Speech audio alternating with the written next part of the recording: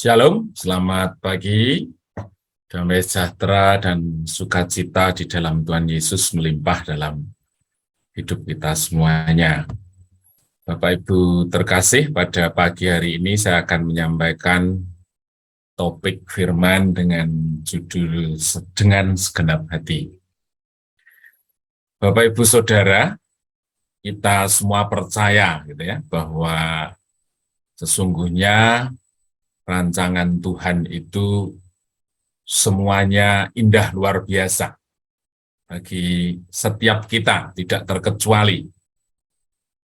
Tetapi memang untuk benar-benar rancangan itu terjadi dalam setiap hidup kita, diperlukan satu ketaatan untuk kita melakukan firman, diperlukan satu kesediaan untuk mengubah konsep dan cara berpikir kita, ya, diperlukan komitmen. Nah, demikian juga dalam memahami sesuatu, begitu ya. Jadi orang seringkali melihat bahwa kehidupan ini terpisah-pisah satu dengan yang lain, gitu ya.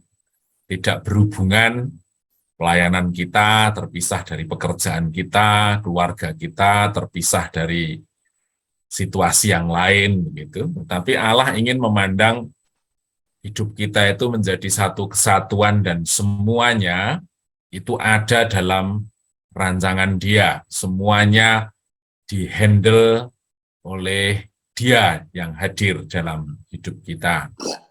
Ya. Nah, kita seringkali melihat bahwa pelayanan itu ada sesuatu yang terkait dengan kegiatan gereja, kemudian hal-hal yang berkorelasi langsung dengan apa yang disebut dengan ibadah, begitu.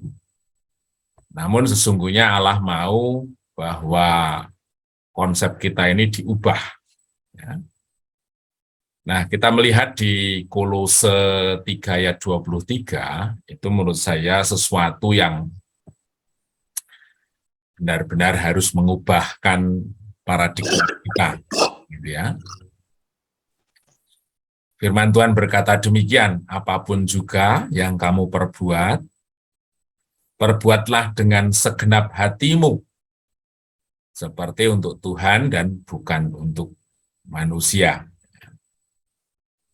Nah, di sini katakan ada satu sikap dengan segenap hati, ya, tetapi itu menyangkut satu aktivitas yang umum kita lakukan. Jadi biasanya orang mengarahkan dengan segenap hati itu kalau kita berdoa, kalau kita memuji Tuhan, dan lain sebagainya. Tapi di sini katakan apapun juga yang kamu perbuat, perbuatlah dengan segenap hatimu, katanya, seperti untuk Tuhan. Jadi perkataan segenap hati untuk Tuhan itu bukan hanya merupakan satu sikap yang ada pada saat ibadah saja, tetapi menyangkut semua aktivitas di dalam hidup ini. Kemudian perkataan dengan segenap hatimu itu berbicara mengenai segenap fokus dan perhatian. Bukan hanya ala kadarnya, bukan hanya membatalkan kewajiban. Jadi disuruh seorang atasan, kemudian dilakukan, apapun hasilnya, luweh, terserah, pokoknya saya sudah ngikut apa yang diminta atasan saya. Tetapi itu mengandung satu perhatian yang penuh, melibatkan hingga sampai perasaan kita, kerelaan kita, kemampuan kita, ya. Kemampuan kita mempunyai keterampilan, kita mempunyai keahlian, itu dilibatkan semuanya dalam kita melakukan sesuatu. Kemudian seperti untuk Tuhan, bukan untuk manusia. Ya. Artinya sikap hati yang sama seperti saat kita beribadah atau melayani Tuhan dalam arti yang biasa kita pahami. Kemudian juga di situ mengandung satu rasa yang ikhlas. Rasa yang ikhlas itu kerelaan, menyangkut kerelaan. Banyak orang yang melakukan sesuatu karena itu tidak sesuai dengan keinginannya atau perasaannya, maka dia melakukan sesuatu dengan tidak ikhlas. Biasanya ditunjukkan dengan gedumel. Ada rasa keberatan, tetapi itu berbeda dengan apa yang dikerjakan, tidak dengan segenap hati. Ya. Atau kalau kita misalnya bekerja, gitu ya, sering dipesani membuat alat, gitu. Saya tidak hanya menyelesaikan urusan itu dalam transaksi bisnis, tapi yang lebih penting adalah menyelesaikan itu dengan baik sehingga terjadi relasi antar manusia, dan itu yang membuat mereka bisa memahami karya Tuhan di dalam hidup kita. Saya begitu yakin gitu ya, kalau transaksi bisnis kita, transaksi yang urusannya dengan pekerjaan, di mana itu sebagai alasan Tuhan memberkati kita, itu kita lakukan pada satu lompatan paradigma, sampai akhirnya kita membangun satu relasi dengan customer kita, dengan klien kita yang terbaik, pasti hasilnya bukan sekedar materi yang kita dapatkan, tapi ada satu rancangan yang lebih luar biasa lagi.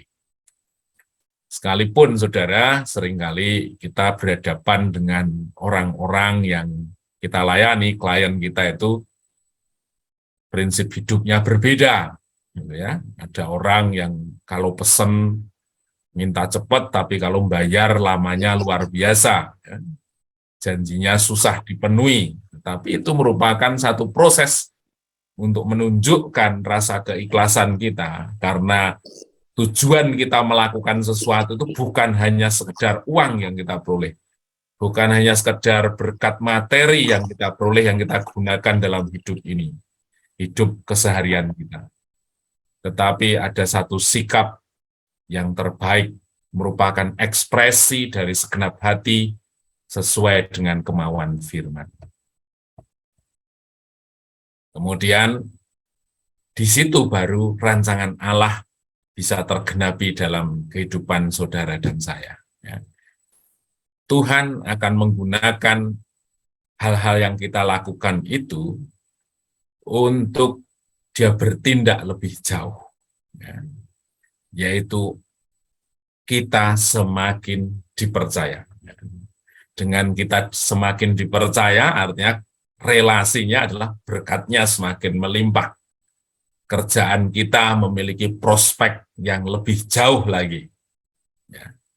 Kemudian yang berikutnya, nama Tuhan dimuliakan.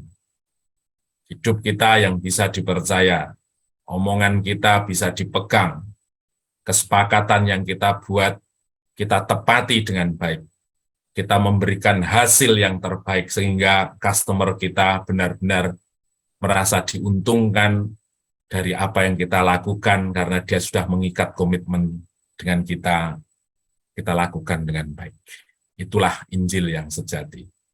Itulah karakter yang dimaui Allah yang harus kita bayar sesungguhnya, tetapi tentu dampaknya adalah rancangan yang mulia dalam hidup kita oleh karena pekerjaan Kristus, pekerjaan firman, benar-benar terjadi di dalam hidup kita. Nah, semoga menjadikan ini satu energi yang baru, semangat yang baru, gairah yang baru, bahwa hidup ini yang kita jalani adalah hidup dengan iman, hidup dengan kesungguhan, hidup dengan visi dan pandangan Allah, dengan melibatkan perkara-perkara yang mulia terjadi di dalam seluruh hidup kita. Sekalipun itu kita harus lalui dengan ketaatan, kesetiaan, membayar harga, dan komitmen yang penuh. Terpujilah nama Tuhan, mari kita bawa hati kita untuk berdoa bagi bangsa dan negeri ini, bagi jemaat Tuhan.